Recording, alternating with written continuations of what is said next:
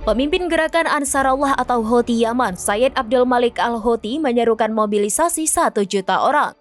Seruan tersebut disampaikan dalam pidato pada Minggu 16 Maret 2025 menyusul serangan mematikan dari Amerika Serikat.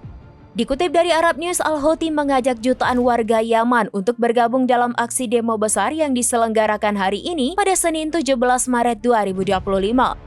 Aksi demo ini merupakan bentuk perlawanan atas kekejaman Amerika Serikat. Al-Houthi menegaskan bahwa pihaknya akan menghadapi eskalasi dengan eskalasi. Ia bersumpah kapal induk Amerika Serikat serta kapal perang yang ditempatkan di Timur Tengah akan menjadi target. Beberapa jam setelah pidato Al-Houthi, kelompok Yaman mengaku bertanggung jawab atas serangan terhadap kelompok kapal induk USS Harry S. Truman dalam 24 jam. Houthi menyebutnya sebagai pembalasan atas serangan Amerika Serikat.